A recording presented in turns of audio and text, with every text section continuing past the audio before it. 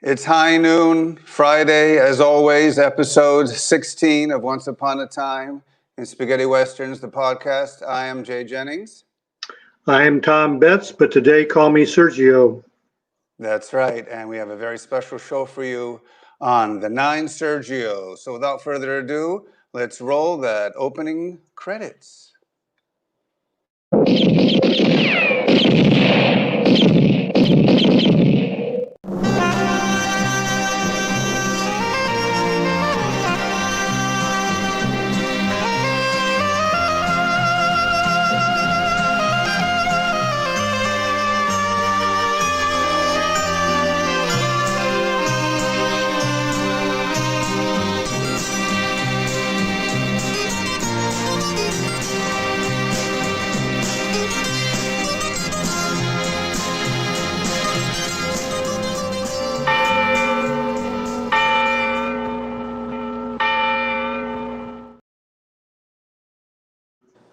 Well, Tom, when the clock strikes 3 times, we all rise from the grave and do a new show. I want to welcome you all to Once Upon a Time in Spaghetti Westerns, the podcast. It's Tom Betts, one and only Spaghetti Westerns historian, and I am Jay Jennings, Spaghetti Even Westerns. though I can't spell names correctly, but... Yeah, we'll get to that later. Spaghetti Westerns collector, posters, autographs, you name it, I collect it. But Tom does have me beaten on the books and the LPs, and we'll get to that a little later. Tom, how was your week? So far, so good, but now it's going to get hot, Jay. As you know, it's supposed to be in the hundreds over the weekend, and then 90s and 80s next week. We're going to drift into fall, hopefully. What do you mean, Tom? In Almeria, it's 110. Yeah, I know, but it's a dry heat. Don't worry. Oh, okay.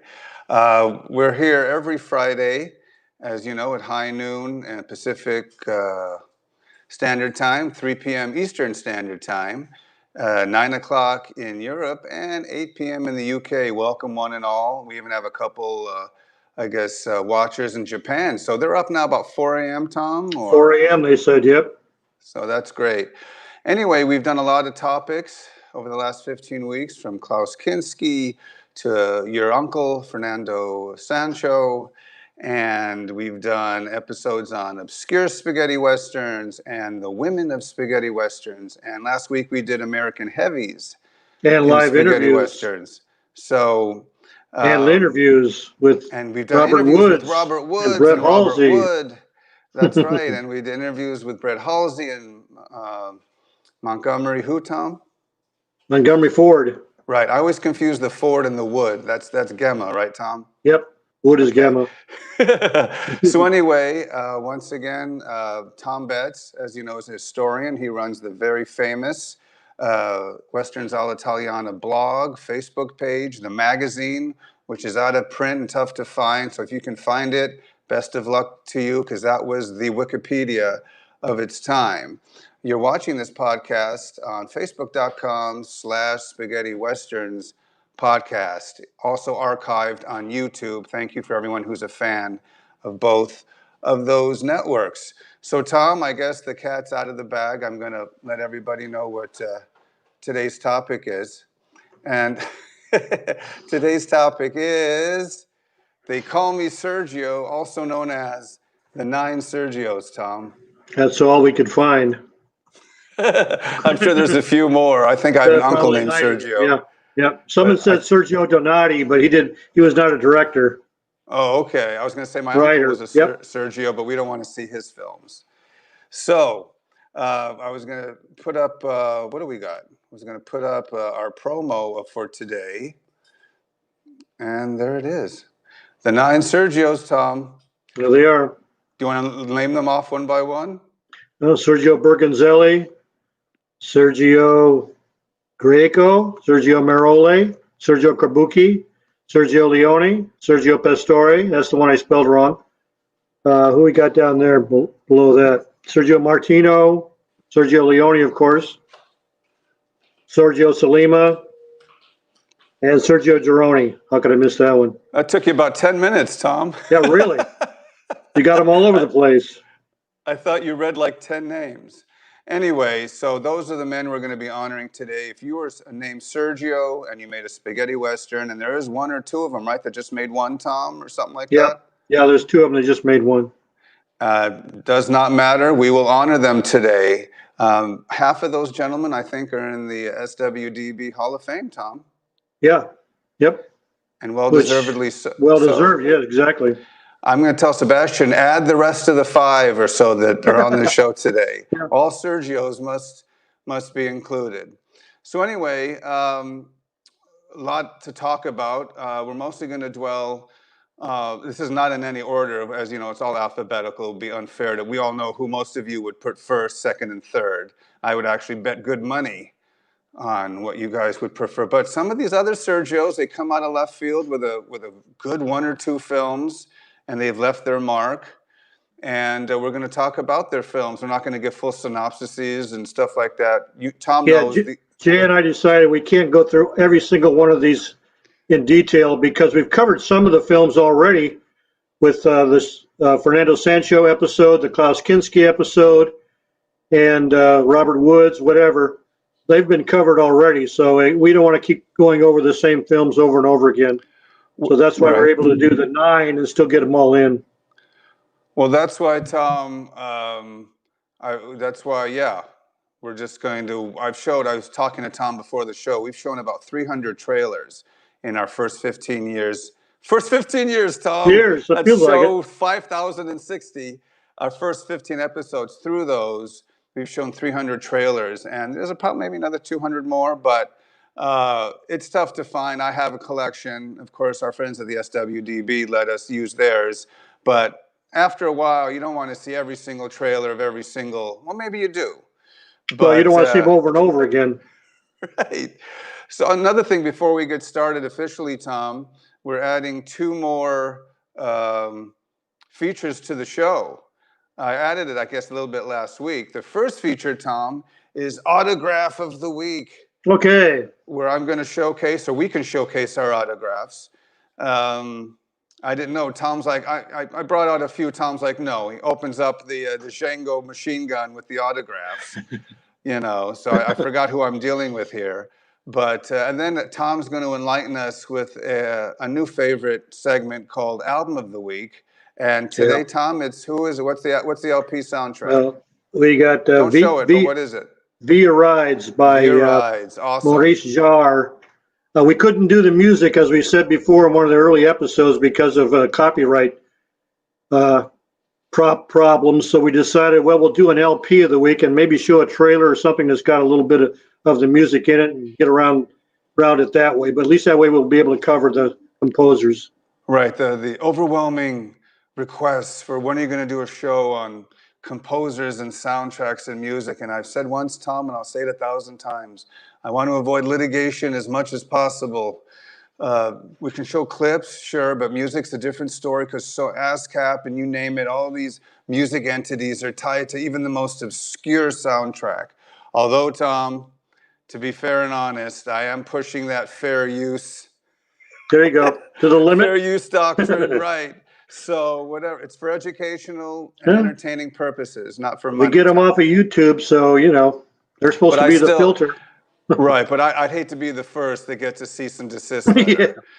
You can see behind me just a quick tease of the autograph I'll be showing, so that should be fun a little later. So, Tom Betts, we're going to say, who is our first lucky spaghetti western director named Sergio? Sergio Bergonzelli. Okay. There he is. Sergio, there he is. Sergio was born in Albaqueno, Piedmont, Italy on August 25th, 1924. He actually graduated from college with a philosophy degree, but then went into filming. He was an assistant director, then a director. He also started out as a stage actor with the stage name of Ciro Carme, C-A-R-M-E.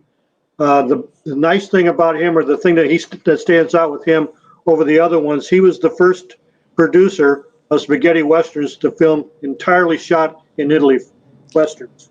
Wow, I didn't know that, Tom. Yeah. So the other ones shot in Italy and Spain, or just Spain, but he was the only one that actually produced all his films and directed them in Italy only. Oh, that's fantastic. And he made a couple films, actually a couple good ones. He did four films, two of them under the pseudonym of Sergei Burgon, Bergon. He did The Last Gun, A Stranger in Sacramento, El Cisco, A Cult in the Hand of the Devil, and Raise Your Hands, Dead Man, You're Under Arrest. Not too shabby, Tom. Those are 5 that are not too shabby at all. Probably the worst of the bunch is probably The Last Gun, in my opinion. I got real quick story on that one. That's why you brought it up. Apparently, there were salary problems that arose during the production with Cameron Mitchell, who starred as Jim Hart in The Last Gun. He threatened to abandon the production, which he finally did because he wasn't paid at the agreed upon time. So Bergonzelli then decided that this legendary gunslinger Jim Hart would be unrecognizable because of the mask he wore in most scenes. So Carl Motor was hired to replace and be a body double if necessary. Mitchell's lines were dubbed by a voice actress, so that eliminated another problem. It also seems that everyone involved had such a good time, they laugh after delivering most of their lines, which becomes irritable to say the least. It keeps the film from being more than a lower tier spaghetti. Well, some of these films I'm going to just mention, Tom will have a little ditty or an inside scoop like that, and others they won't have any. It'll just be, that's the film, there it is, let's move on to the next one. But I love when Tom brings up that, I forgot. Yeah, why would you dub Cam Mitchell? He has a great sounding voice. Exactly. So I couldn't tell about what they were doing, if they were boozing it up or laughing after the take. That I couldn't tell. Just the story is flat. The photography is, it's like a 50s American TV Western. Exactly. And the bald guy gets on my nerves after about 10 minutes. It's like I'm waiting for him to die already. But, good things come to those who wait. The only bit of trivia other than that is that one of the lead bad guys named Barnett, played by a guy named Johnny Jordan, who's actually Mario Lanfranchi. But his daughter is Rona Barnett, played by Barbara Frey. Barbara Frey was married to Mark Damon at one time, so that's a little bit of trivia. Well, 6 Degrees of Mark Damon, Tom. Yep, here we go again. Right. I was just, he's featured in a movie or two later. So we'll talk about all of these great films moving on. After that, Tom, Stranger in Sacramento, Mickey Hargitay's claim to fame. Mickey Hargitay, yeah. Bergonzelli produced, directed, and wrote the screenplay for this one. This one is about a cowboy named Mike Jordan, who's Hargitay, kills 2 men when they try and steal a herd of cows. They're dairy cows, not beef steers, they're dairy cows, which starts you laughing at the very beginning of the film. He kills them in self-defense, and on returning to his herd, finds his father and brother killed. He goes to the local sheriff to clear matters up, but must settle accounts on his own. He ends up in several scrapes, but is constantly saved by a guardian angel named Chris. Chris is played by a guy named Steve St. Clair in the credits, but that's actually Aldo Berti. And I saw it on late night TV, Jay, and the guy that dubbed Mickey Hargitay had a British accent. So after about 10 minutes of that one, I said, I can't believe this. I ended up turning it off. I never saw it again until it was on video.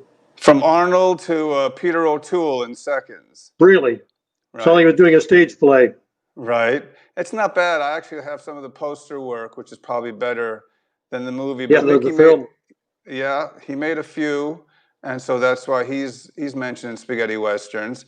Okay, after that, I think you can call this a minor classic. El Cisco, Tom. Before we get away, Stranger in Sacramento's on DVD. Oh, okay. And Last Gun is? Last Gun. Maybe? Both, DVD and Blu-ray. Okay. They were shooting for Minnesota Clay, but that came later, right, Tom? Yep, that's right. Okay. El Cisco, a minor classic, Tom. Yeah, we covered this one already because William Berger's in it.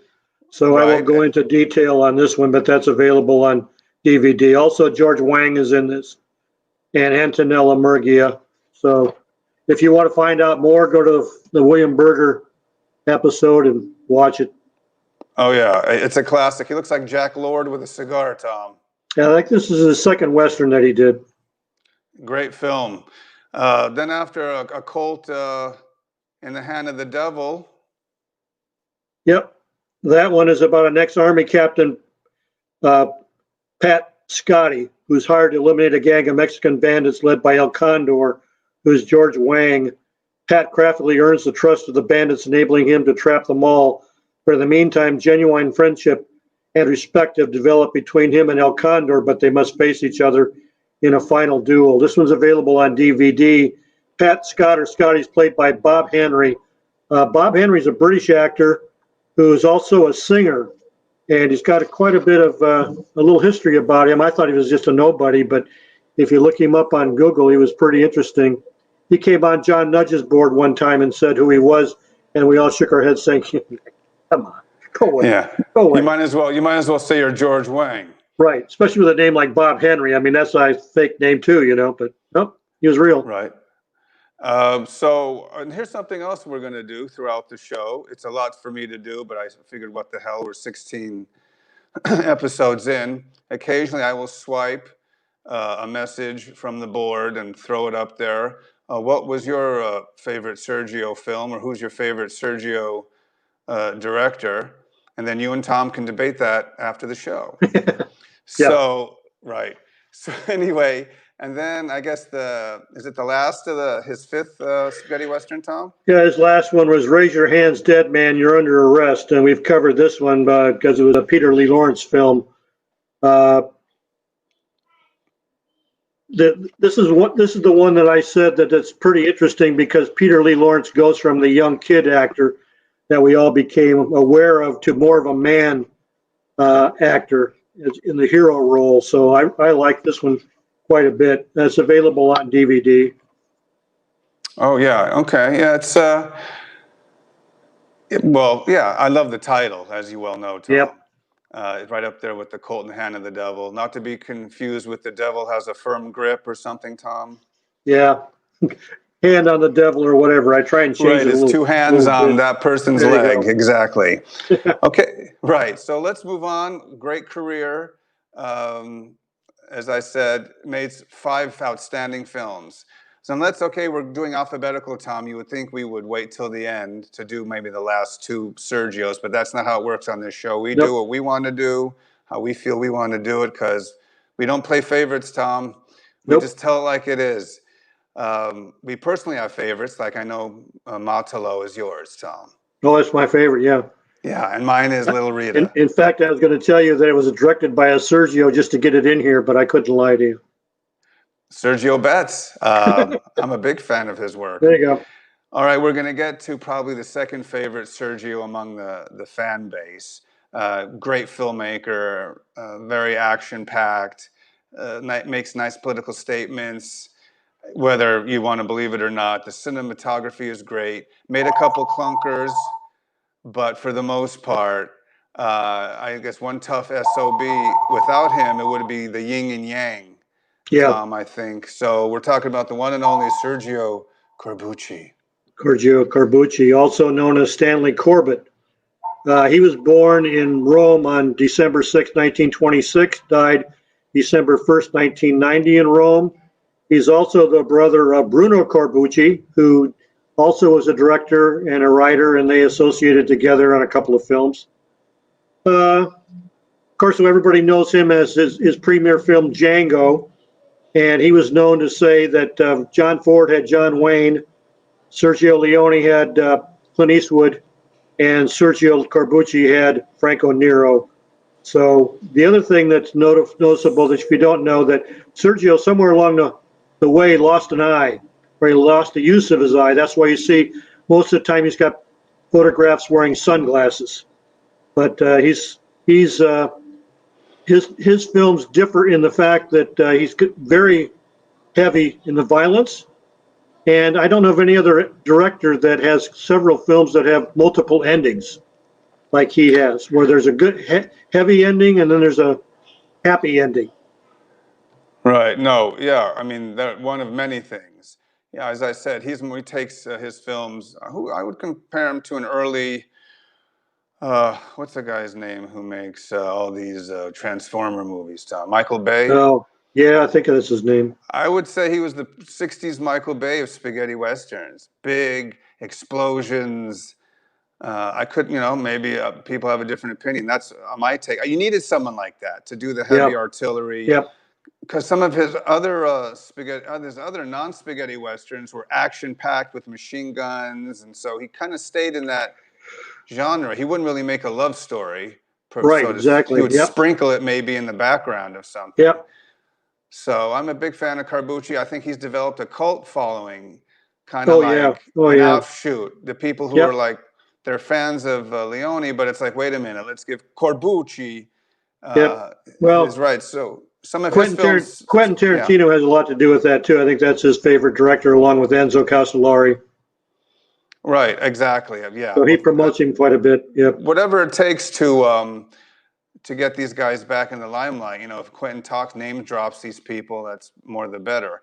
So, I mean, classics, except for the first film, Tom, Minnesota Clay, Django, Hellbenders, Navajo Joe, um, all, I mean, Mercenary. Yep. yeah, basically, I mean, you can keep going and going. I just named a couple. So it's not, I mean, as I said, the early one, Massacre of Grand Canyon, that's okay. It's a nice little odor to, It's it's a too much on the American side. That was his first Western, and supposedly he co-directed it uh, with Albert Band, who is an American name.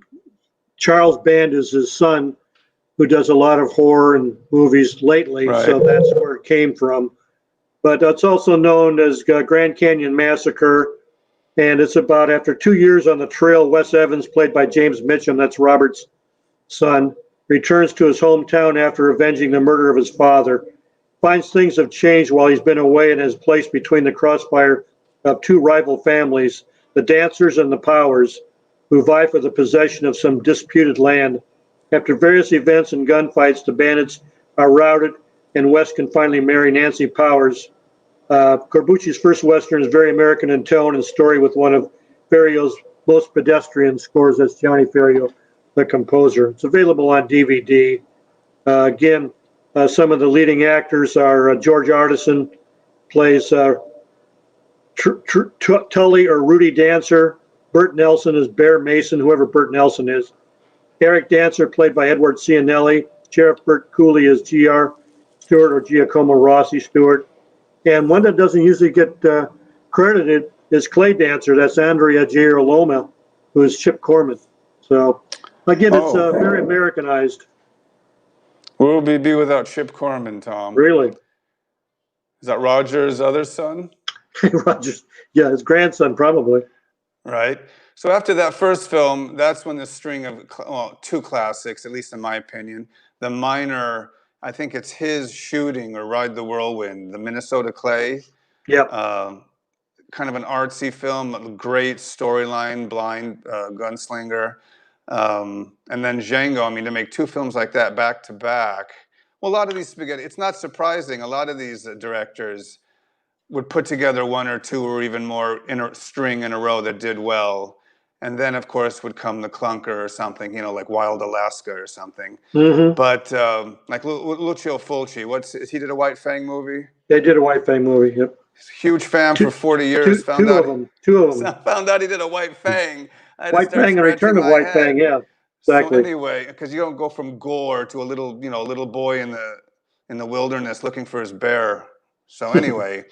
So Tom, after that, I get sometimes off-topic fans. That's how come I'm up till 2 or 3 putting these shows together. So if I all of a sudden have a flashback to a thought I had last night at 3 a.m., you'll have to forgive me. But anyway, Minnesota Clay, Tom. Minnesota Clay, Sergio directed and wrote the screenplay, co-wrote the screenplay. It's about an aging gunfighter who is sentenced wrongly to prison, who manages to escape from there. He then seeks out the one man who can prove his innocence and is caught thereby in a fight between two rival gangs. Because he is slowly going blind, he must make use of his enhanced sense of hearing. This film kicks off the type of Western Sergio became known for. There are two endings that exist for this film, some say three. One, he lies dying in the arms of his daughter. Two, he rides off later wearing a pair of glasses. And then the third one, supposedly, is he stops, throws the glasses in the air, and shoots the lenses out of the frames while smiling to himself. And then freeze frames is at the end. This is on DVD and Blu-ray. And we have Cameron Mitchell as Minnesota Clay Mulligan. Fernando Sancho's in it as Dominique Ortiz Mendoza. Alberto Severini as Andy Barr. George Riviera as Sheriff Five Aces Fox. Antonio Casas plays Uncle Jonathan, and Diana Martin plays Nancy. And then, of course, the one who steals the show for the women is Ethel Rojo as Estella. I think we have a clip, Tom. There we go.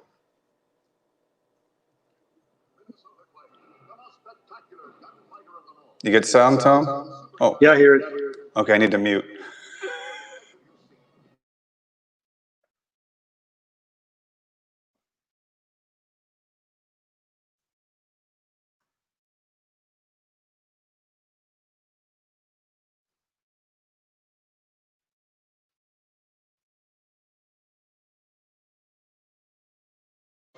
You can talk about it, Tom. Blah, blah, blah, blah, blah.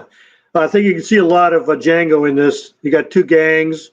One's Mexican. You got a disabled gunman here. Right. Let's wait, Tom.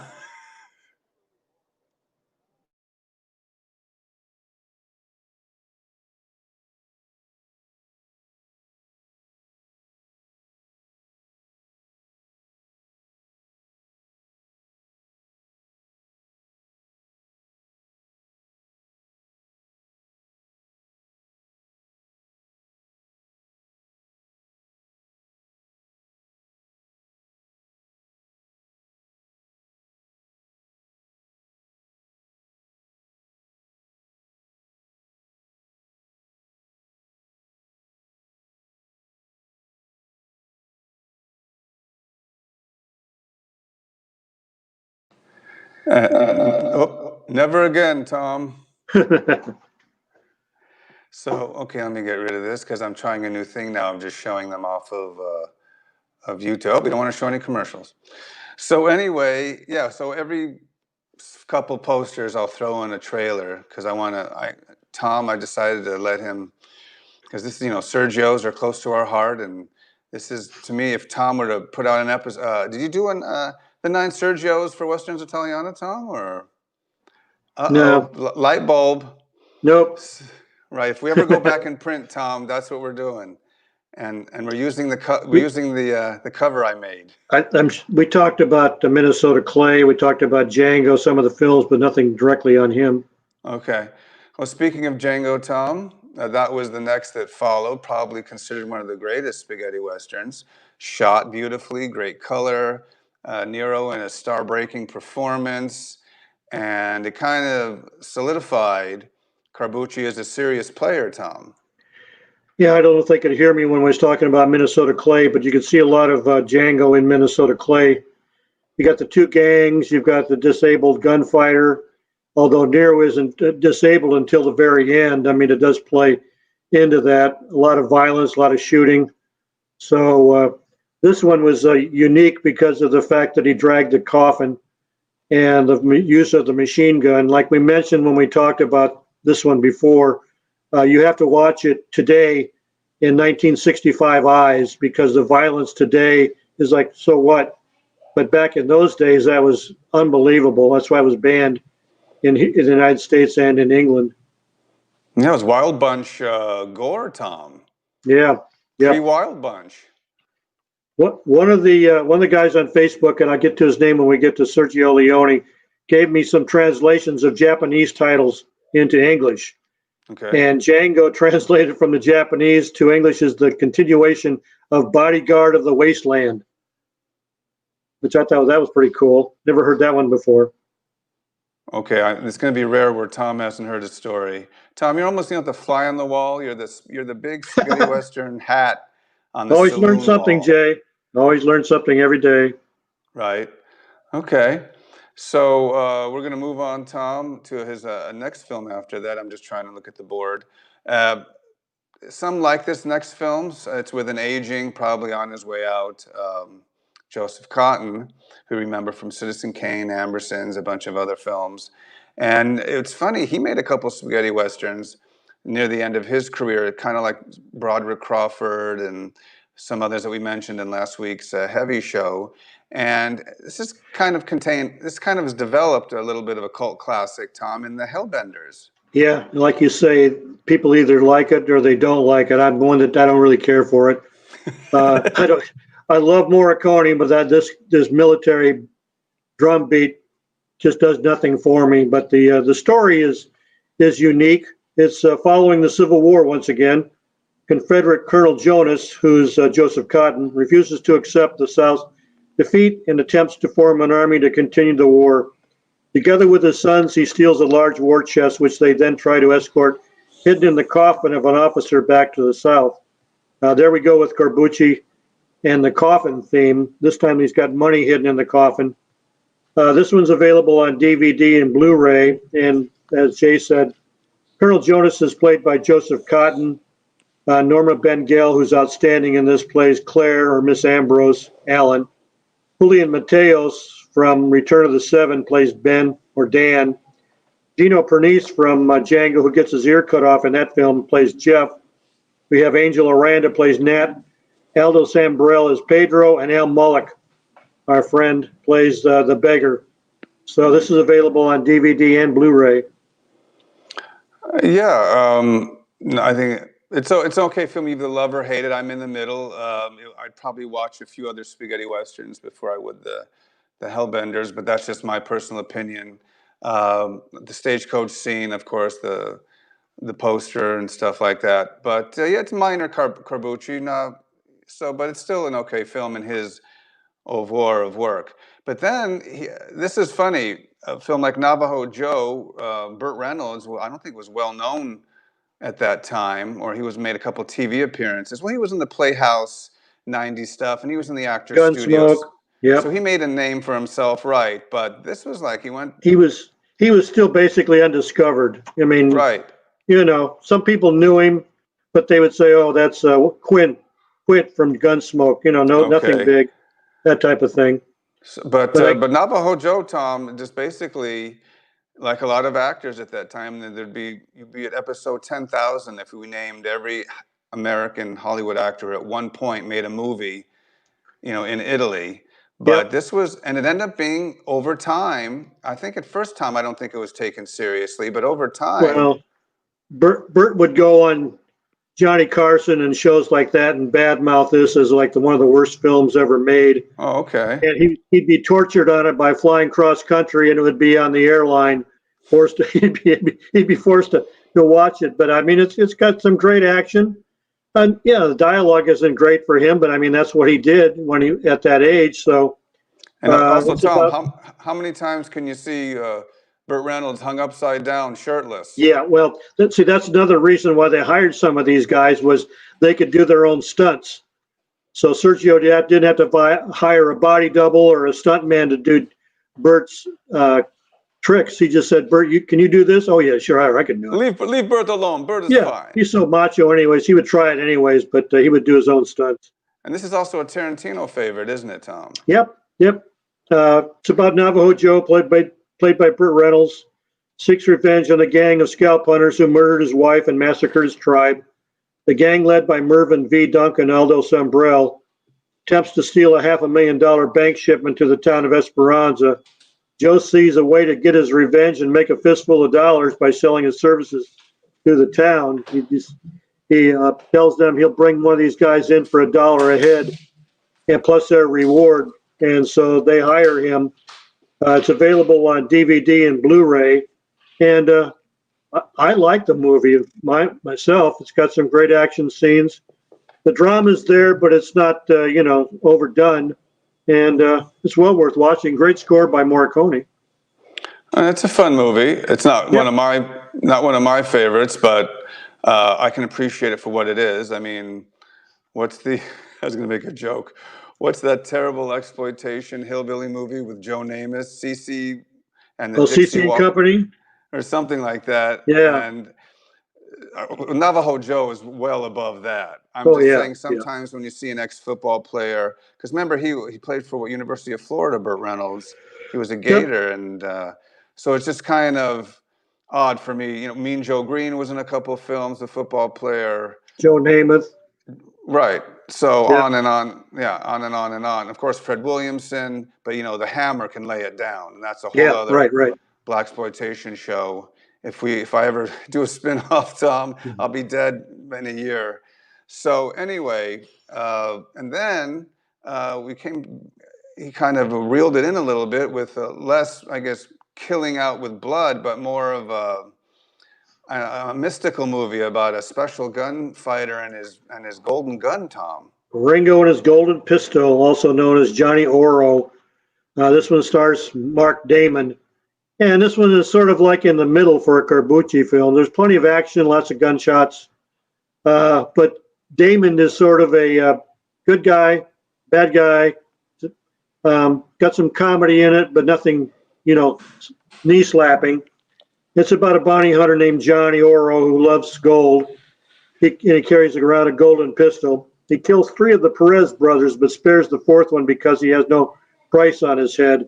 Later, Johnny is arrested for the illegal possession of firearms and thrown in jail, where he's forced to watch how the town is besieged by the people who want to kill him until the sheriff sets him free, and Johnny, who also loves dynamite, blows up the whole town.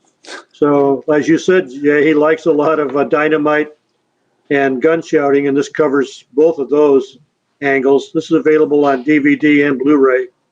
And it stars Mark Damon as Johnny Oro, Tori Manny as Sheriff Bill Norton, Valeria Fabrizi as Margie, and Julia Rubini as Joan Norton. Loris Lodi plays the little kid. He's in a bunch of spaghetti westerns as a child actor. Right. Now, as we said earlier, Tom, we've basically gone over most of these films. So, as I said, even though Tom's giving great insight, um, it would just be redundant if because coming up, I see The Great Silence and The Yep, Mercenary and The Specialist. So, Tom's just going to keep doing what he's doing, and if we go into another conversation, but I'm just saying, for those of you, I know Tom wants to break away and do the Tom Betts Spaghetti Western extravaganza show, but we won't let him. We tied him contractually to this show. So if you want to hear Tom, you're going to have to pay. Right, Tom? that's right. Anyway, so I just thought I'd throw that little thing in there. Because sometimes I would love to just hear Tom talk Well, and we'll just be press on a here record until button. we'll be Yeah, here he for says, let's move the on. whole weekend. Yeah, Yeah, so The Great Silence, Tom, another classic top yeah. tenner. We've covered this with Klaus Kinski, but as everybody knows, it's about a bounty hunter who's hired to seek revenge against a widow whose husband has been killed. And this one is fantastic because it's a snow movie. But in the end, the good version is the hero loses, which is which which is a real turnaround for most westerns because the hero never loses. Right. So we could, as I said, it's we all know about The Great Silence, and who are the main stars, real quick, Tom? Uh, Klaus Kinski, Louis, Jean Louis Trinjant, Luigi Pistilli's in it. Frank Wolf is the third co-star. Vanetta Okay. McGee plays the widow, and Mario Brega. When does Annette McGee not play the widow, Tom? Yeah, it's true. Right. And then moving on right along, one of my personal favorites, actually, Gli Specialisti, Tom, The Specialist. Yeah, drop them or I'll shoot. This was produced, directed, and written by Sergio, also the screenplay. This one is bizarre for me. Uh, Johnny Holiday is fantastic. I wish he'd have made more westerns. He's really good in it. Mario Adorf plays a bad guy, and this is about a gunfighter named Hud Dixon. Johnny Halliday arrives in the town of Blackstone to seek revenge for his brother's death. He discovers the truth behind the lost money of the local bank, but still has to deal with an idealistic sheriff played by Gaston Motion.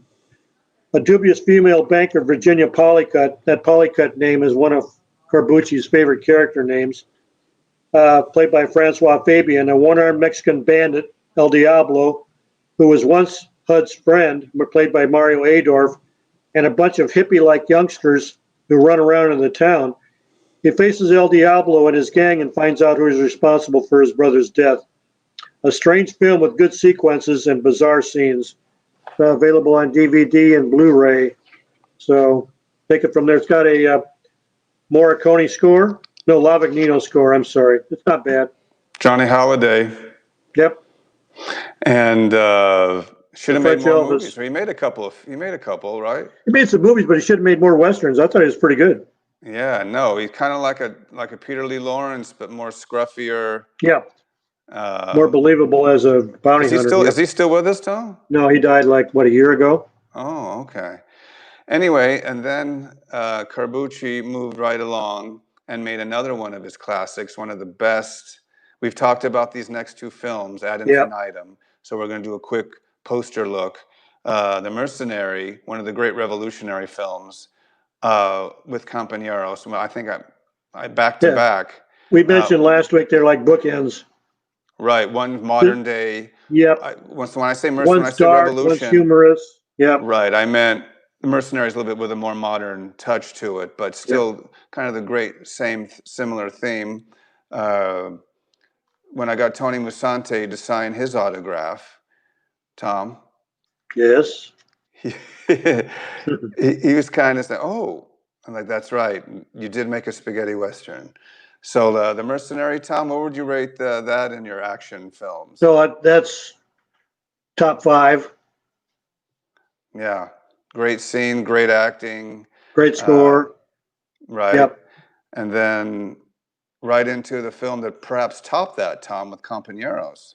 Yeah, I rate it lower just because it seems to be a little bit more hilarious on some of the comedy in it, but it's decent. Tom, I'm not a fan of comedy and spaghetti westerns, but the one in here, you kind of need it to take the edge off, Tom. Well, that's true. That's true. Companeros! Yeah. We've talked about this and The Mercenary, perhaps every other episode. Doesn't need any further explanation. Great revolutionary film. Tom, where's it available? On? DVD only on, I'm sorry, I've skipped ahead. Mercenaries available on DVD and Blu-ray. Companeros the same. DVD okay. and Blu-ray. Sounds good. And here's Tom, with my knowledge, which is just a scant piece of dust compared to yours. I forgot about What Am I Doing in the Revolution. It's forgettable. That's why. Okay. Oh, so I'm not alone in that? Okay. No, I don't like it at all. What's this film? What's the background on that? I mean, it's okay. This is about yeah. This is about a theater director, Don Albino Moncaleri, and his only employee, Guido Guidi, are in desperate need of money. They comply immediately when they are hired by a certain Peppino Garibaldi, who seems to be a relative of famous Giuseppe Garibaldi. On tour throughout Mexico, they accidentally become entangled in the revolution and its activities and experience the fog of war. They become friends and unintentionally foil the plans of General Herrero. So this is a comedy. When it got to be, remember, this is 71. So this would be around the time of the Trinity movies. So everybody wanted to do a comedy, and this is Sergio's, and it's pretty bad. And, because I have a huge collection, Tom, and I've watched them all. And for some reason, I don't think I have this one. Is it available? I don't think I'd probably watch it. It's on DVD. It's Guido Guidi is Vittorio Gassman, Don Albino Moncalari is Paolo Villaggio, Peppino is Ricardo Gironi, General Herrero is the ever-present Eduardo Fajardo, Carrasco, Leo Ancares, and Rosanna Yanni. So it's got a decent cast, but it's just a comedy, and I don't like it. Only, I guess, for curious to see a Carbucci comedy, huh, Tom? Composer is Morricone, so if you're a Morricone collector, you might want to listen to it. That's true. We did a little bit more time on this one because I don't think we've ever discussed this film before. No, we probably won't again. Ever again. So after that, he made another minor, I think, Carbucci film, at least in my eyes. I enjoy it immensely because of my lifetime crush of Susan George, who I still have to this day. It's Natalie Wood, Susan Oliver, and Susan George, Tom. Susan Oliver. And then if you throw in, what's her name? Jean Tierney. Mm-hmm. 5 favorite broads of all time, basically. Gene Simmons. Raquel Welch, 6. Yep. And that's a whole different story. But Susan George is number 2 or 3. Straw Dogs, Mandingo. I pictured myself in the Mandingo part, Tom. Anyway, inside joke. You're just a dingo. Right. Jay Dingo. Jay Dingo. But Sonny and Jed. Yeah, we talked about this last week because of Telly Savalas. But real quick, we're just going to give a quick shout out to There She Is. Yeah, it is. Yep. We just wondered why she got involved with Tomas Milian, since he's such he's a real jerk in this movie. Right. They take a roll in the hay, don't they, Tom? That's it. Okay. All right. Well, I think that ends our Now we have Tom? one more. Oh, we got one more, Tom? Let me see Yeah, what it is. the white, the yellow, and the black. If you, oh my God, this was, That's ladies and gentlemen, forgettable. let me Yes. focus on myself for a That's all right. second here. I was against this. We put a veto. I got my wife involved. She said, I'm with my husband. We are not talking about this film. But Tom Betts counts as 3 people because that's how important his vote is. So, Tom, the white, the yellow, and the black. That's right. 3 people. You can have a brief little, I guess, introduction on this wonderful film, Tom. I'm the only. This I've never seen this thing at one sitting. I always have to watch it multiple sittings to get through. It's terrible. Milian plays a samurai, and he has the worst accent and the worst voice of all time. The only good one in it is Jack Gideon, who's Eli Wallach, and the best part is not even in English. It's in Italian. It's a very opening scene where he's sitting at a table with his family and his wife goes on a diatribe about how terrible he is and mentions about 30 spaghetti western titles in her diatribe, which is the best part of the movie. But after that, it goes downhill. Gem is wasted, and to me, it's just a terrible, terrible film. Tom, can you understand why we didn't want it mentioned? Yeah, but it's on DVD only. Let's go to the next director. Okay. Our next director, and it is another, I guess, famous Sergio, one of the upper famous ones, opposed to the other ones, and that's Sergio Garone, Tom. Yeah, Sergio Garone. Okay. He was born in Rome in 1920 and April 15th, 1925. He's the brother of Riccardo Gironi, the actor. And he surfaced basically in 1953 and then abandoned the industry, but came back in 65 as a producer of low-budget films. And starting in 68, he was active as a director and screenwriter, specializing in spaghetti westerns. So that's where we know him from, about 1967 to 1971. And he did, 7 spaghetti westerns? Something like that. We're going to, I think we have the posters for them. This one always gets confused with that Django movie, but it's not the Django movie. That comes later. If you want to live, then shoot. Yep. Right. Also known as the poster that way. Also known as the Outlaw Rider. This is Gironi under the name of Willie S. Regan. He also co-wrote the screenplay. It's after being wounded in a duel, Johnny Dark or Django is helped by a poor farm family. In return, he helps them battle Marlowe, played by Tom Pileggi, who wants to buy up all the land and sell it to the railroad. It's a decent film. I'd say it's above average for sure. Johnny Dark or Django is played by Sean Todd. Stark is played by Ken Wood. Sally McGovern is played by Isabella Savana. Donovan by Rick Garrett or Riccardo Gironi's brother. Marlowe by Tom Pileggi, and Paquita by Crystal Penns. And it's available on DVD. Yep. Another film I don't think we've discussed on this show, Tom. Why didn't we? Because it's a Django name. Well, you know what? We might have just went right by it. We could have, yeah. Because I don't remember discussing it, but I'm sure someone will go, Jay, that was show number 6 at the 32-minute mark. Yeah, right. Just before your mic went out. Yeah, I know. Right. So anyway, we have a new mic system today, Tom. So working good. Right. We'll see. Can we make a whole show without an incident? Maybe. Well, we just had one a second ago. That's true. But that was my fault because I was muted. That's right. We're still good. Our next film in the Sergio Garone, you're right. Sometimes I should brush up on my Italian, or Gironi, as you said. I know you like the other title. I like it as 3 Crosses Not to Die, 10 times better than the other one, Tom. But tell us about it anyway. Also known as 3 Crosses of Death and No Graves on Boot Hill. Directed, written by Sergio. This is about 3 gunmen. Jerry, played by Craig Hill. Reno, Ken Wood. And Paco, played by Peter White, who's actually White is Franco Kobayaki Dieste. They're all in jail, and with them is a Mexican boy named Francisco Ortega, played by Ivan Stratuglia. He's condemned to death for the murder he did not commit. One night, the three are mysteriously released with the task of discovering the real culprits with a reward of $30,000. They organize a plan which leads to the unmasking of the real killers. That's another film of double-crossing, surprise twist, told in a semi-comedic tone. It's not available on anything, so if someone's got a copy, it was bootlegged onto video from TV. But Craig Hill's in it. Dolores is played by Evelyn Stewart. Reno, like I said, is Ken Wood. Rod is played by Jean Louise. And the other two, Peter White and Ivan Stratuglia. It's a average film.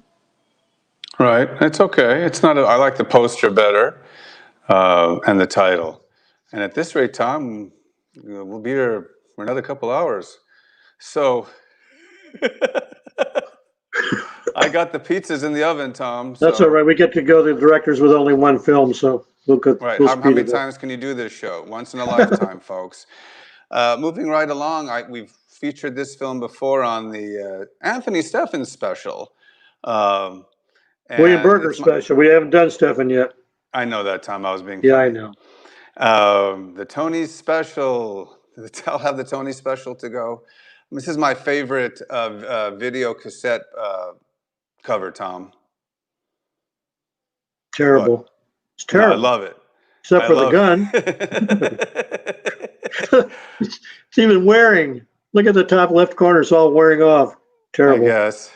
I like the poster better. All right. You have the poster? Oh, no. That's all you get, Tom. All right. Never mind. Okay, this is all known as a noose for Django, a hanging for Django, No Room to Die. Directed by Gironi under Willie S. Regan. This is about two bounty hunters team up to face crime rings smuggling Mexicans across the border to treat them as slaves. Berger is a standout as the black-clad Bible-reading bounty hunter with a 6-barreled shotgun. We talked about this on the Berger episode. It's available on DVD and Blu-ray. Right. Yeah, we did talk about it at length. It's an okay film, not one of Steffens' best. And then he worked again with Anthony in Django Il Bastardo. Yeah, Django the Bastard of the Stranger's Gun Down. This is become a cult classic because is he a ghost? Is he real? Whatever. We talked about this a while ago too, but this was the one that everybody says, oh, this is where Clint Eastwood got the idea for High Plains Drifter. Right. So who knows if he did or not? But apparently he bought the rights for the American rights and owned the story. So maybe he did. But it's available on DVD and Blu-ray.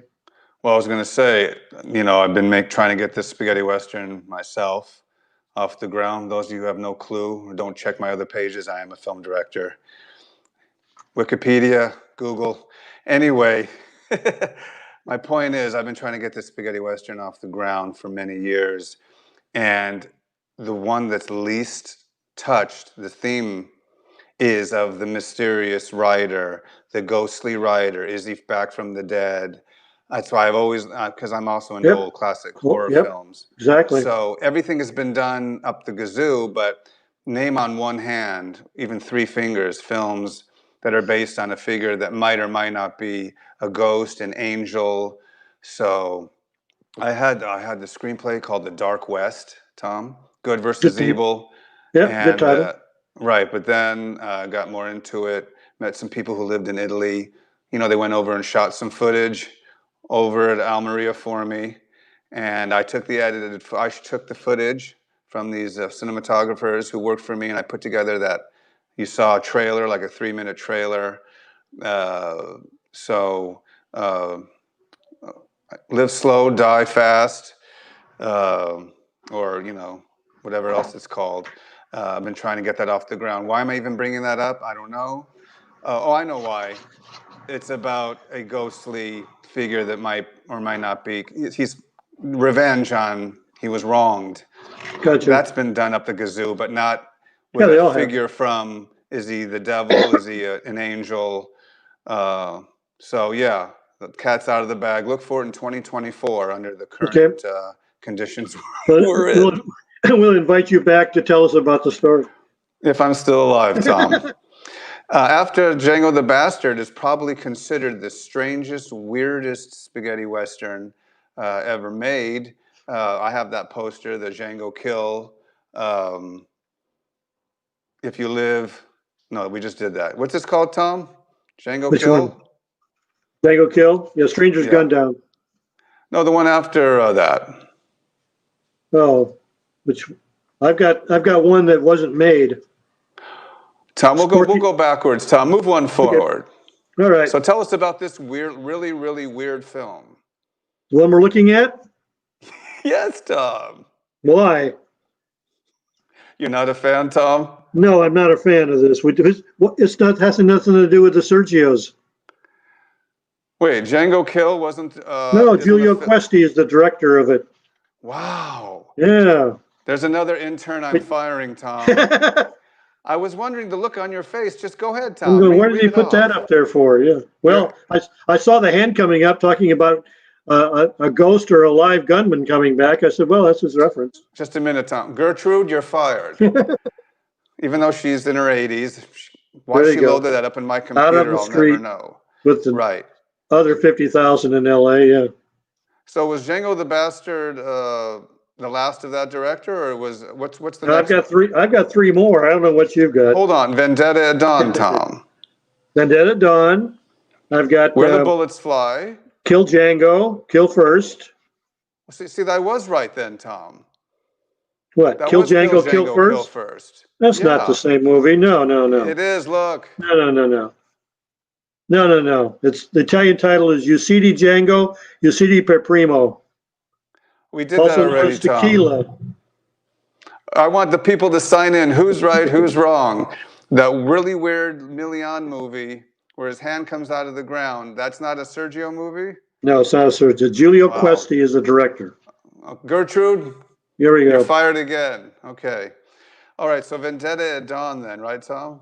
We'll do Vendetta at Dawn, okay. Did we skip something? Were we going to go backward? Are we going to do the one that didn't get made? Real quick, we got one called Sporky Dolari. It was made in 1970. It was a peon is framed for the killing of a rich cattleman, but escapes and with the help of a bounty hunter goes after the real murderer. The cast is consisting of Peter Martell, William Berger, Diana Loris, your favorite, Chris Huerta, and Fabian Conde. Film was never released. It was later completed as Bastardo Vamos a Matar, Bastard Go and Kill. So that's one of those that started up, they put it on the shelf, and then finished it later under a different director. Tom, how do you say with a straight face? Bastard Go and Kill. Bastard Go and Kill. Great titles of all time. So, yeah, I'm confused. Myra McKay is confused. We're all confused, Tom. But we'll get it. The guy who transcripts these shows, he'll get it right, Tom. Okay. Okay, so moving right along, what's the next film under this director? Then I've got Kill Django, Kill First, also known as Tequila in Spanish. Okay. It's a 71 Italian-Spanish co-production, directed by Gironi under the William S. Regan alias. It's about a banker named Burton who dreams of owning all the mines in the region. He uses the bandit Martinez to kill and drive off the miners. When Johnny Django arrives, he tries to pin a murder on him to get him out of the way. This has Jack Stewart or Giacomo Rossi Stewart as Johnny McGee or Django. Aldo Sambrell plays Anthony Burton. Kristen Nell plays Lupe or Molly. Oh, we got Chinese food coming. Got George Wang plays Lopez. Important message. It must be Quentin. No, that was Tarantino. He heard about your movie. He wants to produce it. There you go. No, he wants to fire me and take it over. This one's that's available on DVD. Then we have Vendetta at Dawn. Okay, well, let me just apologize. I just had a quick look over. I was just mentioned for that private phone call. Tom is right, as always. I had the wrong Django movie. And we discussed that other previous one with Milian. Yeah, we did. As the strangest ever Django made. movie. So I was wondering what was doing on my list. Gertrude, you still here? Anyway, okay, Vendetta at Dawn, Tom. Also known as The Terrible Day of the Big Gun Down. directed by Gironi under the Reagan name again. Also, he wrote the screenplay. Francesco De Masi does the music with the song "Walk by My Side," which a lot of Walk the by my collectors would do. side. There you go. Yeah. Now on at that. This is about George Benton, George Eastman, who returns from school to his brother Jonathan's farm, played by Ty Harden, as a doctor and marries his fiancee, Lori, played by Laura Troxell. But happiness does not last long. The three Fargus brothers, Bruno Corazzari, Rick Boyd, and Dominic Bartow, provide a bloodbath at the ranch and are able to divert suspicion from themselves onto a gang of passing outlaws. But one of the family has survived the massacre and knows who the actual killers are. This is, like I said, Ty Harden plays Jonathan Benton. George Eastman plays Dr. George Benton. Anita Sachs is Jane. Stephen Zacharias is Gregory. When I mentioned the three Fargus brothers. And Costanza spotter Laura Troxell plays Lori Baxter. It's available on DVD.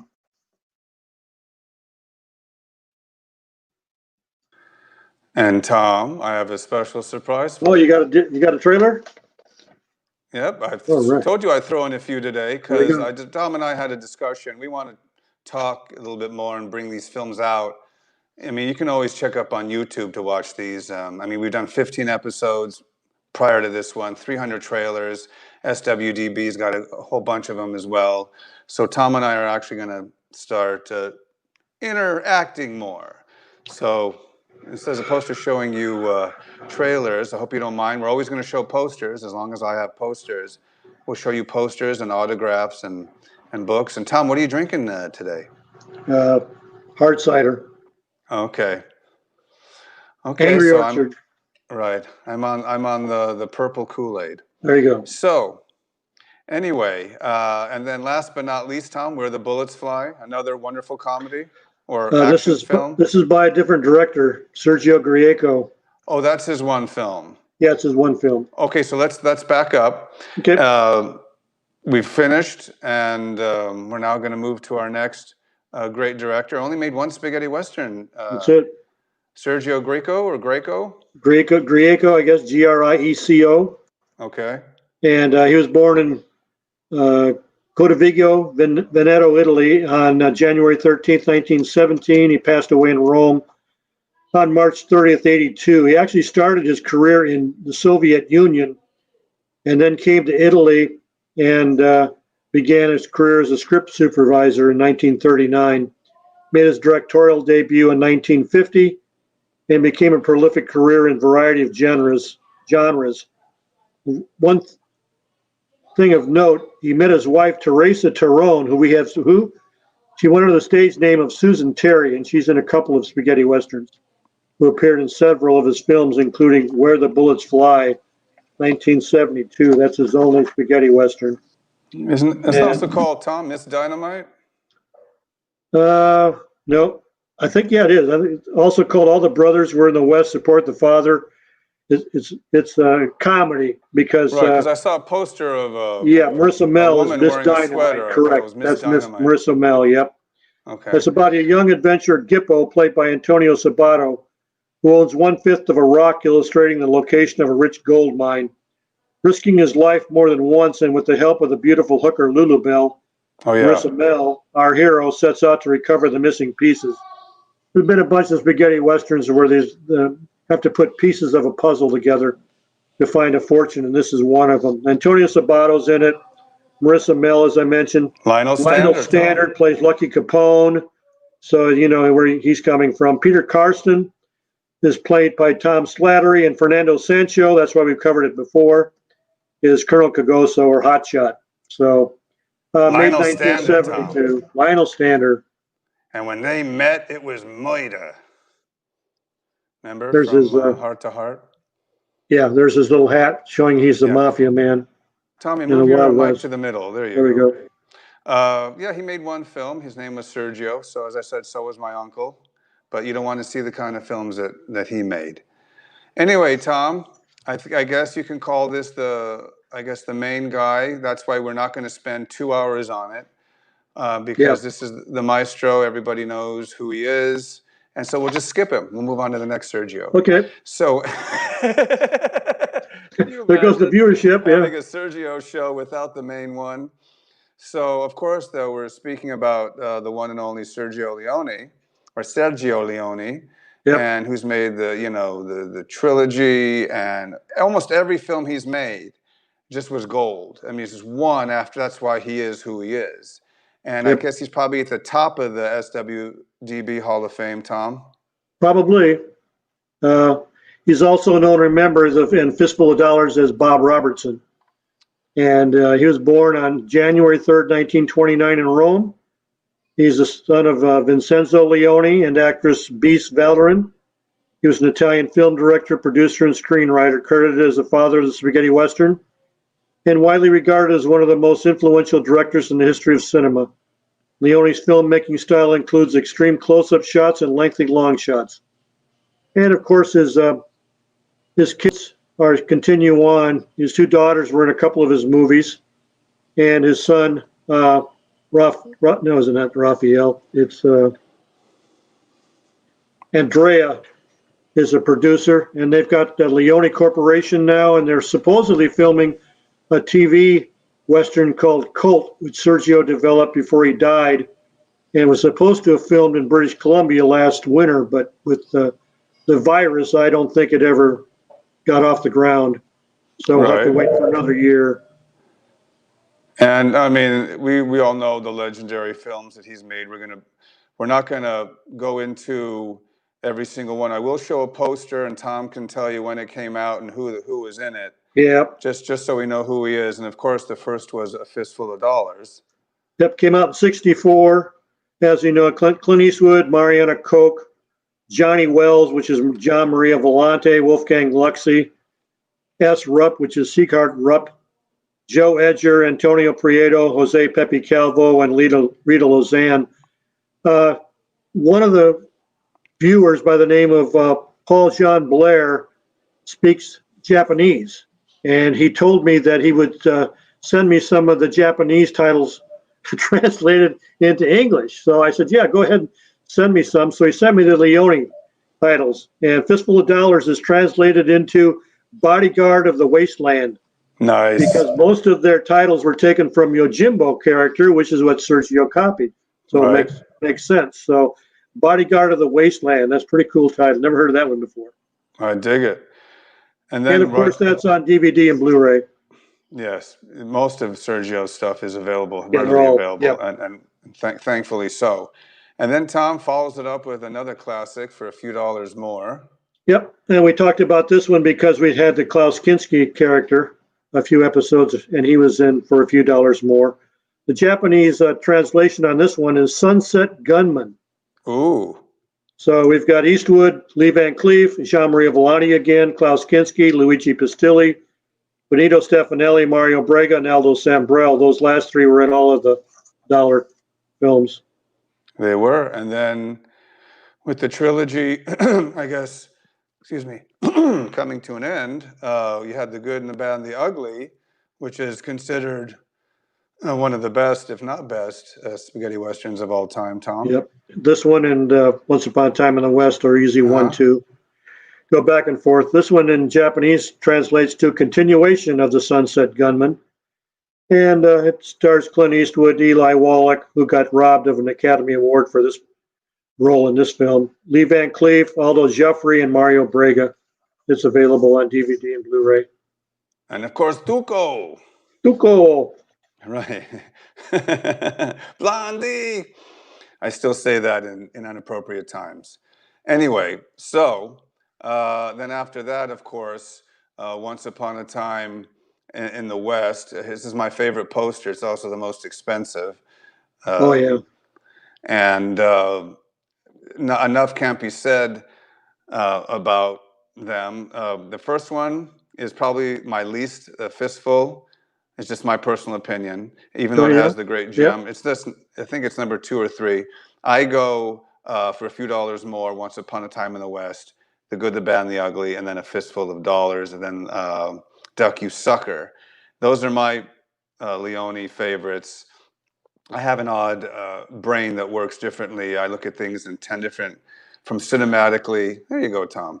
From cinematically to the music, to the acting, and you can Yeah. yes, you can just move all those like a pair of dice, and and figure out where you want to put your favorites. But for a few dollars more is my the Leone films, my favorite Leone movie, and as you know, after that we go back to $10,000 for a Massacre, Massacre Time, Django Prepare a Coffin.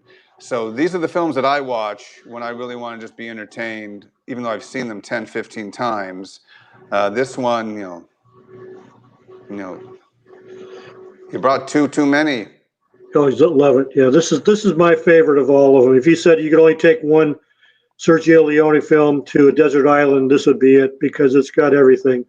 Yeah. Got a great cast, great story, great music.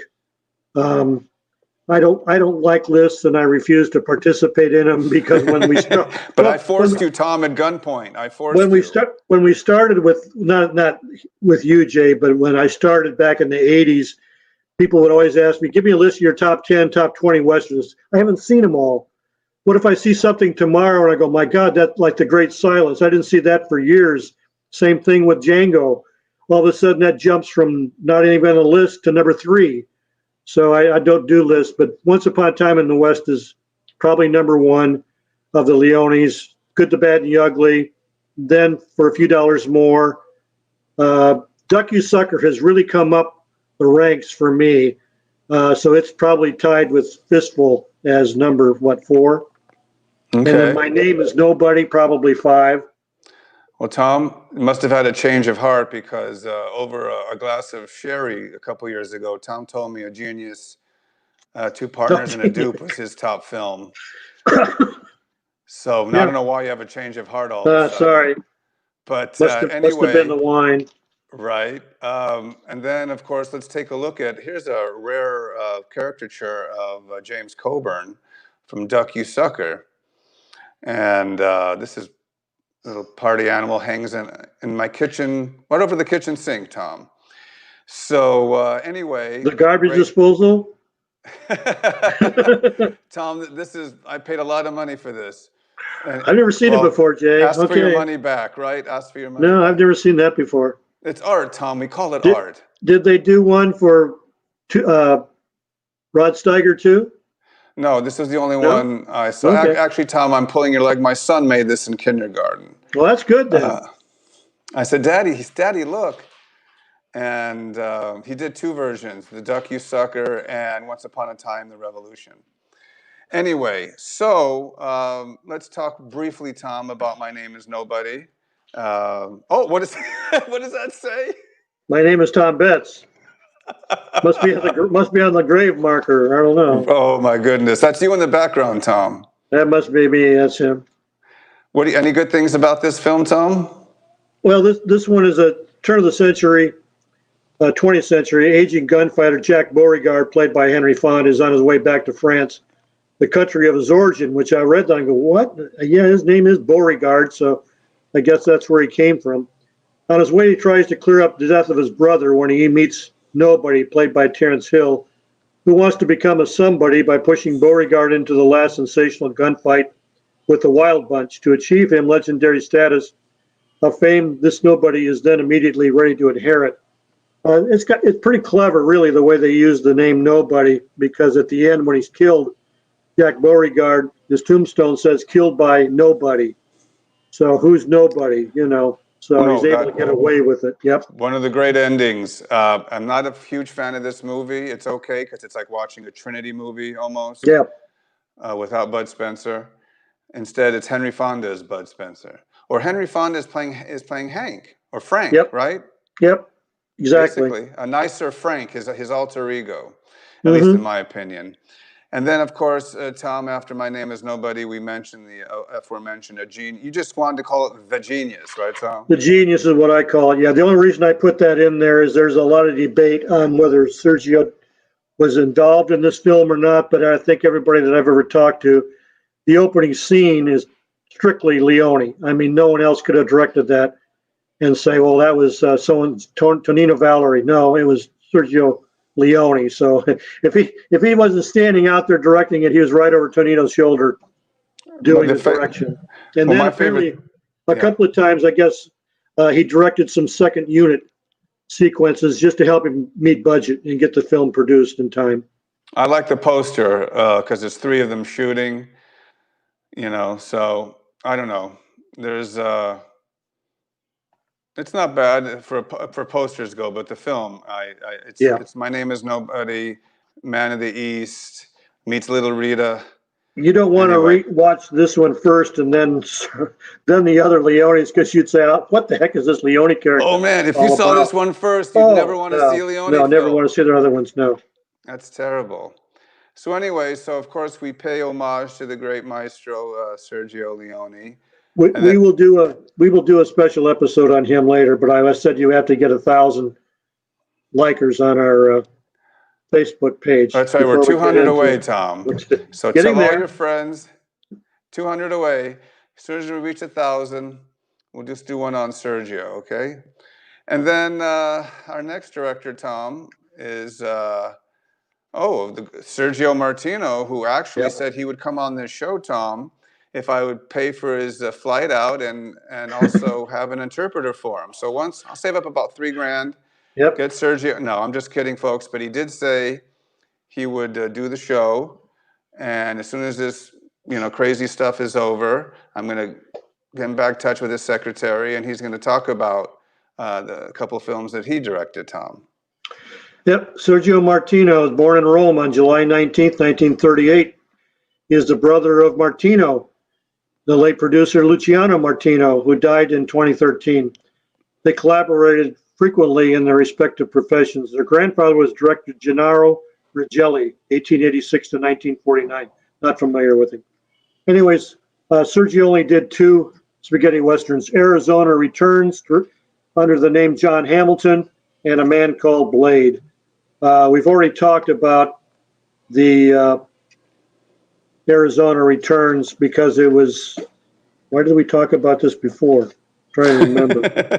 I'm trying to remember. I think it was during one of Steffen's films. Maybe we did. And I guess I thought we did an Anthony Steffen film episode also. Anyways, Arizona Returns is about famed gunman Arizona Colt.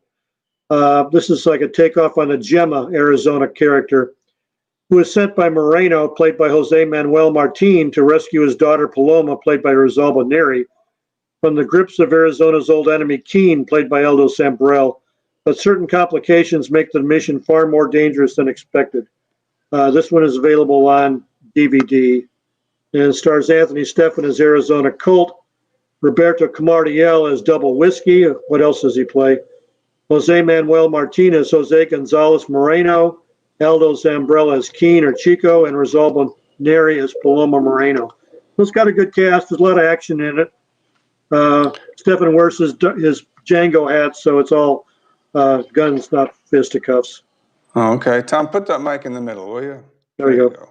I just turned it. And we'd be remiss if we didn't talk about what I prefer to call it, Tom, menage. Menage, like menage a trois, Tom.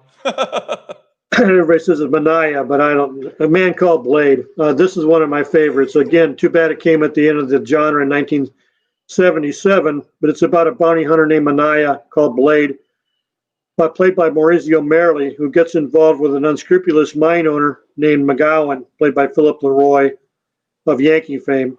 His daughter Deborah, played by Sonia Janine. His henchman Theo Valor, which is one of the great villains in spaghetti westerns, played by John Steiner. A wanted outlaw, played by Bert Craven, named Bert Craven, played by Donald O'Brien, and a saloon girl named Angela, played by Marcine Brojard, in the town of Suttonville. Manaya, his favorite weapon is a hatchet, although he's fantastic with a gun, but Manaya means hatchet in whatever language, but that's where it came from. And it's one of the best of the ending genre westerns. Yeah, great poster. He looks a little bit combination Craig Hill Franco and Nero. Yeah, first time I saw him, I said, where's this guy been? Well, he was making police movies and crime movies. But the only bad part about this whole movie is the soundtrack. It's by the DeAngelis brothers and sounds like it's a takeoff of Keoma. So a lot of moaning and groaning and whatever in this thing, but that's the only downside. Right. It's not bad, actually. It's a minor spaghetti western that actually is entertaining. Yep. I've always, yes, Tom. Go ahead. Are you going to go for a quick drink there, Go ahead. Tom? Nope, Didn't want I'm to done. interrupt you, but no. As I said, that's an inside joke. Why I call it what I call it. So let's move on to another director in the Sergio. They call me Sergio, aka the Nine Sergio. Sergio's Nueve. So our next director is Sergio Marole. Tom. Literally. Yep. Known for the cult film, in my opinion, Taste of Death. Yeah. Very little known about this guy. He was born in 1926 in Rome. He was a production manager, a director, and an actor, but I can't find anything else on him, whether he was still alive or whatever. He did one spaghetti western called A Taste of Death, or The Cost of Dying, which is a pretty good western. It's a snow western, right, Jay? Filmed up It in the is. It's mountains. anything with snow, Tom, reminds me of the baby Great cart. Silence. Well, Oh yeah, no, the baby cart yeah, when they're in the snow. Yeah. Japanese. Hmm. Yeah, this one is done in '68. It's an Italian-French co-production. Has Andrea Giordana in it as Tony. John Ireland's in it. Raymond Pellegrin.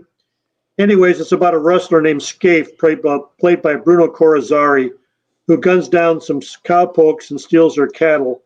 Snow has fallen, and Scaife and his gang are unable to drive the stolen cattle out of the mountains. So the gang takes refuge in a small town where the sheriff, Ransom, played by Raymond Pellegrin, knows what kind of men these are and tries to convince the townsfolk to run them out. Scaife proceeds to kill Ransom. Ransom's adopted son, Tony, played by Andrea Giordana, now wants revenge, and Ralph, played by John Ireland, one of Scaife's men, decides he's had enough of the outlaw life and decides to help the young Tony. Again, it's available on DVD. Anything else interesting about it?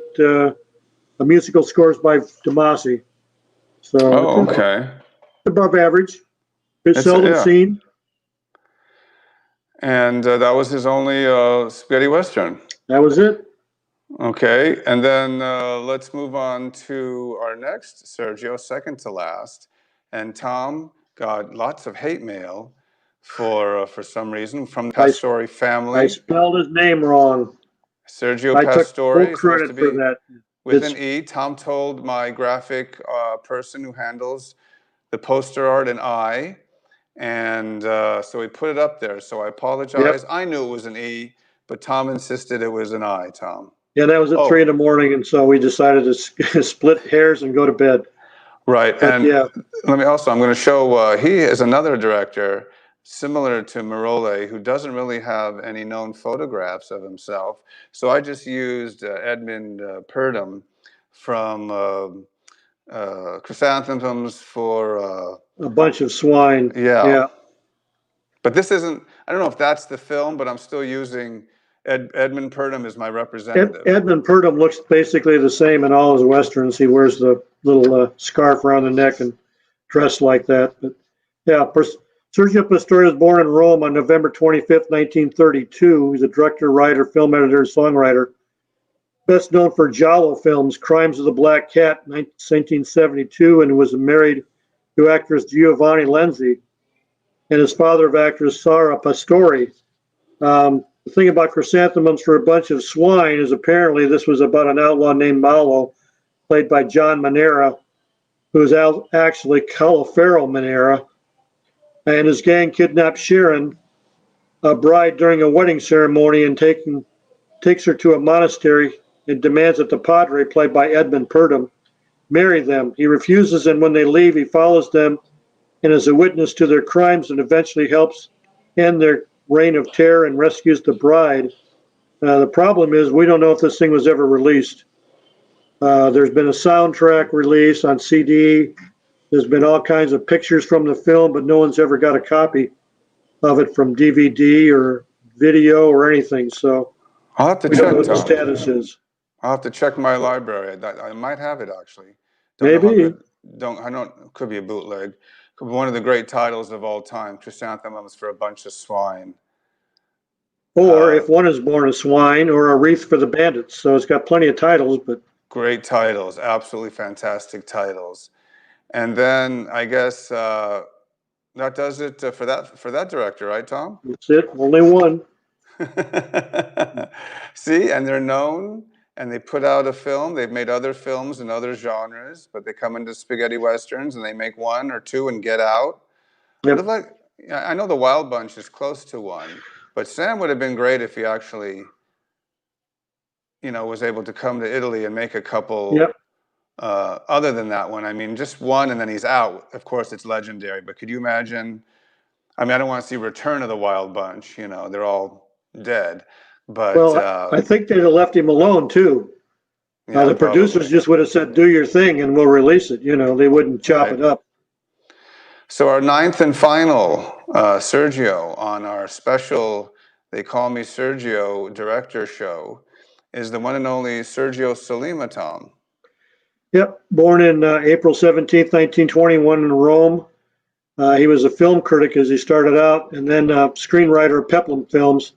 Then he became a director, although Solima directed only 3 westerns, and they never reached the level of popularity as the ones by the other Sergios, Leone and Corbucci. Today, all 3 are highly regarded among genre enthusiasts. In 1970, Solima switched genres again and directed Charles Bronson and Telly Savalas starred in Violent City, which is one of the first violent and fast-paced Italian crime films, often known as Poliziotteschi. Like for all of his westerns, the soundtrack was provided by Ennio Morricone. Solima's last well-known film is Revolver, another police film, starring Oliver Reed and Fabio Testi. The father of director-screenwriter Stefano Solima, who was born in 1966, died July 1st, 2015, at age 94. We mentioned this TV series called Cult that the Leone family is developing. Well, Stefano Solima is supposedly the director of this, so that's why there's high hopes that it'll actually come about, but we'll have to wait and see. But Sergio did 3 westerns: The Big Gun Down, Face to Face, and Run Man Run. We've covered The Big Gun Down with Fernando Sancho, and we've covered Face to Face Face twice. to Face, yep, with Berger. So the only one that we really haven't touched on is Run Man Run. Right. Well, let's not sell these 3 short. If you're going to make 3 spaghetti westerns, I don't think anybody would turn down having in your library The Big Gun Down, Face to Face, and Run Man Run. Now you look at those films and they look like Leone films. The high production values, Morricone scores, top-rate actors, and great stories. So even though they're supposedly political, you can watch them just for the action. You don't have to worry about figuring out politics and these things. All right. So The Big Gun Down, great. I think is a great Lee Van Cleef movie. And then, of course, Faccia. Yep. Anything with Gian Maria Volonte, I'm a big fan. And I just picked up this poster, by the way. It's super rare, Tom. Cool. Yeah, it's a UK half sheet. But Butcher's Film, does that mean it's cut? what does that mean? It says Butcher's Film. Does that mean it's a cut version? I hope not. No, that was an American release or re-release, but that's a poster. Up until I was turned on to it by a friend. Said, I know a friend who's selling a face-to-face. I go, well, I already have a few. He goes, no, you don't have this one. Yeah. And I was like, wow. Anything where Gian Maria Volonte is in is kind of hard to find. Spaghetti Western. While you can find a ton of his mafia films and his Italian, dramas and crime stuff all over the place, but trying to find Volonte collectibles is really tough. But anyway, let's move on to one that I think we've mentioned briefly before, Tom, Run Man Run. What's your take on it? Yeah, this is also called The Big Gun Down 2. It's about Cuchillo, which is in The Big Gun Down, played by Milian, is entrusted with the location of a sizable portion of gold by a revolutionary leader and sets off to Texas to find it. Daniel or Nathaniel Cassidy, played by Donald O'Brien, a former revolutionary, also wants the gold and follows Milian. The gold also attracts a lot of interest from a variety of other villainous quarters, and what seems like half of Mexico rapidly descends on the Texas town where it is located. Unsurprisingly, gunfights and showdowns ensue. For some reason, this one's only on DVD that I know of. Oh. But it stars Tomas Milian, Donald O'Brien. Linda Veras plays Penny Bannington. Marco Guglielmi plays Michael. Jose Torres plays Ramirez. Nello Pazzafini, John Ireland, and Cello Alonso are all in it. Something I'm going to ask the viewers. I was reading, and I mentioned before that Linda Veras was supposedly Selima's girlfriend. But when I go back to when Stefano Selima was born, he was born in 1966. That would have been at the height of Sergio's and Veras's relationship. Was she the mother, or did he have an extramarital affair with Linda and he has another wife? I can't find anything that says he was married to so-and-so, so I don't know. I'm not trying to cause scandal here. It's just something that pops up when you do research that there's no answer for. Gonna break up a family, Tom. Yeah, there you go. The Selima Anybody family. knows Stefano, you might ask him who his mother is. Well, anyway, we completed in about an hour and a half, Tom. That's normal. Yeah, basically on average, the 9 Sergios, or they call me Sergio, and it took a lot of hard work, effort, blood, sweat, and tears, but we brought it to you here on Once Upon a Time in Spaghetti Westerns. And now when we close on our main event, we'll now go to we show the cartoon afterward, Tom. Little Woody Woodpecker. There you go. Right. It's now time for three new segments, Tom. Well, not new, but we're going to put them in a row that they're new, and I hope you're ready. Tom will start us off first, because remember, we'll do News of the Week last. And so the thing we'd like to do first, Tom, is a little thing we call Book of the Week. What do we got, Tom? I do have Book of the Week. This is my Sergio autograph with Eli Wallach that Don Bruce gave me, so I want to show that. Wait, Tom, that's your autograph. Tom, that's your autograph of the week. That's my autograph of the week. You got what happened to book? What happened to book? Book of the Week is out here. I know, but we have an autograph of the week segment, Tom. It's all about Sergio Leone. That's the Book of the Week. It's by Oreste de Fornari. It was done in 2019. The only thing I object to this, Jay, it's a fantastic book. It's got some errors back where he lists cast members and stuff like that, but he starts off saying he's not a Leone fan. I go, wait, I don't think I want to read a book about somebody who's written by somebody who's not a fan, but it's a fantastic book. Hey, Tom, can you do me a favor? Yeah. Next week, wait for that to come on. Autograph of the week? Okay. Okay, before you show your autograph. I didn't know you had us. What do you want to call it? I thought I should run that through during rehearsal. Okay. No. So we're going to go watch, Tom. Watch. Ready? Book of the week. Okay. Autograph of the week. Okay. Album of the week. Okay, got it. Okay. So we just did Book of the Week. I'm going to have a surprise Book of the Week. Tom, I'm finally going to show the Spectacular 3.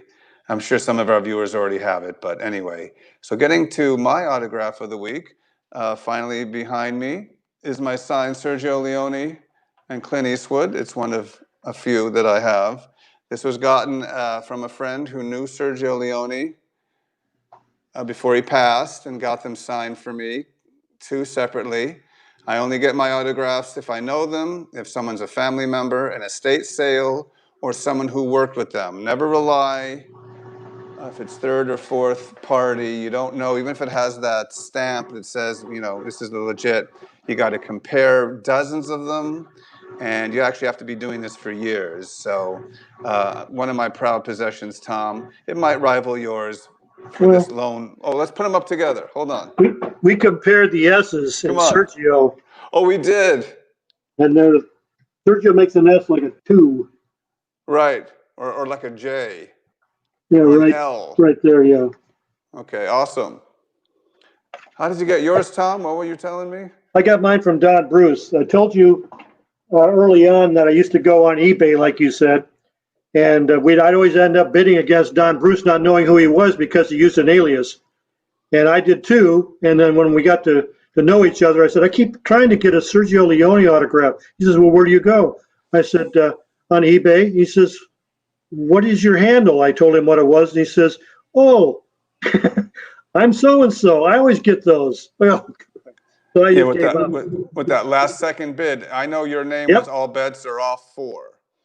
No. So, no, There you go. okay. And now here's a new segment we're going to introduce, ladies and gentlemen. It's, as I said, we can't really play music, and for copyright purposes and legal reasons, but we're going to get around that by perhaps showing a clip that has the music by someone who put a montage, and an educational for screening purposes only. So we're going to find those and then enlighten you to whoever that composer is for that week. So bum bum bum bum. Album of the week, Tom. And what album do you got? Album of the week is Via Rides by Maurice Jarre. It's not that rare, but I've got to take them off of the shelf or I'll lose any sense of where we are when we put them up here. So I've got rarer ones than this, but let me tell you about Via Rides. Okay. Composed by Maurice Jarre. It's on the dot label, number DLP 25870 in stereo. It was produced in 1968. The movie was directed by Buzz Kulik and starred Yul Brynner, Robert Mitchum, and Charles Bronson. This thing actually came from Spain, the one I have. It's graded as A minus, has a value around $20. The most I can find it's available is $25 for A plus. So you can find it on probably eBay, or if you have a record store that sells used records, you probably can find it there, or eBay. But that's the album of the week. Okay, and I think we'll have a little, I guess, sample of what it sounds like, because this is for entertainment purposes. And hopefully I won't get a letter to cease and desist. But, you never know unless you try, Tom. So let's have a listen at the soundtrack for a few seconds of Via Rides. And we have to mute. Oh.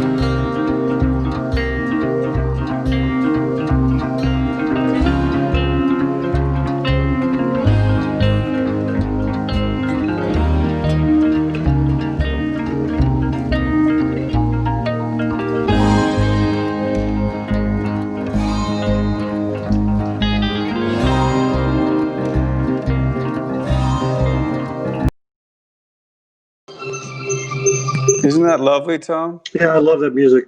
Yep. Yeah, I mean, it goes on in that same relaxed way, Tom. Different than most Mexican Revolution scores are. Right, and very relaxing. You're right. Most of them are a little bit more harder beat with the drums, kind of like cannons. Yeah, exactly. So I don't have that one, but I've heard it. Was that the main soundtrack, the main theme? Yeah, it's the main theme. Oh, okay, excellent. Well, now it's time once again. Don't leave for Tom Betts's weekly news. All right, actually has some news this week. Drum roll. A possible new spaghetti western is to be filmed in Almeria. Pedro Almodovar announced on Thursday, September 3rd, his intention to film a spaghetti western in Almeria. He stated he has already written the film and intends to shoot it on the sets of the only westerns. Filming would begin in 2022. So at least there's hope, but keep your fingers crossed. Other than that, we have a passing. Russian theater and film actor Boris Kliuev died in Moscow, Russia on September 1st, 2020. He was 76. Born Boris Vladimirovich Kliuev, was born on July 13th, 44 in Moscow. On the stage of the Mali Theater, he began to appear as extras. While still a fourth-year student and after graduation, he received an invitation to join the troupe. Among the most famous films of the actor are Mycroft Holmes, The Count of Rochefort, and D'Artagnan and the Three Musketeers. Nikolai Petrovic in the sitcom The Veronins. He appeared in one Euro Western as Cameron Brodie in the 1993 TV series The Alaska Kid. Also passing away was Arthur Wooster, a British second unit director and cinematographer. Arthur Wooster died on September 1st, 2020. He was 91. An amazing man, Wooster was a second unit director and action unit director on countless movies, including 6 James Bond films. He was also one of the cameramen covering the 1966 World Cup final. He was a second unit director on 1995's TV series The Alaska Kid and 1999's Ravenous. So it's unusual, we have 2 people involved with The Alaska Kid. Also this week we have birthdays that happened. September 2nd was Janie Claire, her 82nd birthday. She was in the spaghetti western The Road to Fort Alamo with Ken Clark. Also, Luc Miranda turned 77 on September 3rd. He was in Red Sun and also starred in the 2 Amen movies. They Call Me Amen and They Still Call Me Amen. And Michael Berryman turned 72 today. We all remember him from The Hills Have Eyes, but how many remember that he was actually in Another Man, Another Chance? Oh, I forgot, Yep, he Tom. played one of the bad guys that killed James Caan's wife. What's funny about Michael Berryman is he's a lot, Hills Have Eyes, a lot of kind of weird apocalypse movies, and he's looked the same. That's his character: bald, bulging eyes, very creepy looking, but that's how he's made his living, Yep. being this character. What's so funny about him, he's the nicest, sweetest guy. If you get to Yeah. meet him, Yep, I've met him. Yep, he'll talk to you exactly. about his film. Very quiet, but Yes. yet he always goes on screen, Yep. always playing a killer who you wake up, he's the last person you want to see, holding a machete. And Mm-hmm. yet, you can have lunch with him. Pass the mayonnaise, Jay. Yeah, It's right. just very Oh, I'm weird. sorry, I dropped my napkin. Yeah. Michael Berryman sharing a mayonnaise with you. But anyway, so that's our segments. We pick a segment, a topic that is important, that hasn't been covered. And then we're going to do Book of the Week, Autograph of the Week, Album of the Week, of course, Tom's Weekly News. And then last but not least, I think if I can find it, we will do our shout outs to all our friends in Facebook and YouTube land, but we always start with the Spaghetti Western Database, Sebastian Hasselbeck, who's been supporting us from the get-go. We can't thank him enough.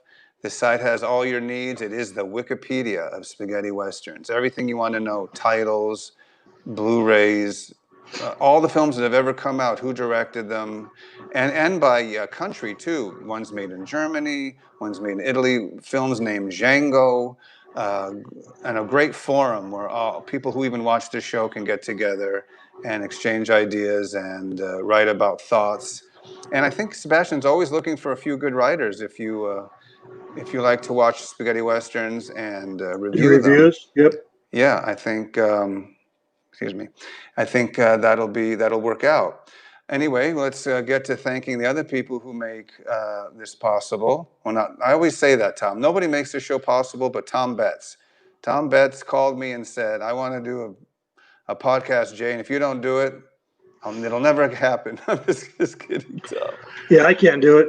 So I said, Tom, it'd be my honor and privilege to get this show going, and it's been a wonderful 16-week run. Okay, let's thank the people who help out. We have, of course, Tom's Own Westerns all'Italiana. Then we have 800 Spaghetti Westerns, and Once Upon a Time in Italy. These are all groups, of course. We have Spaghetti Westerns, the private group. We have Spaghetti Western movie posters, and Il Meglio del Western all'Italiana. Of course, Spaghetti Westerns Unchained, Fanatiques de Western Spaghetti, and Opera of Violence, of course.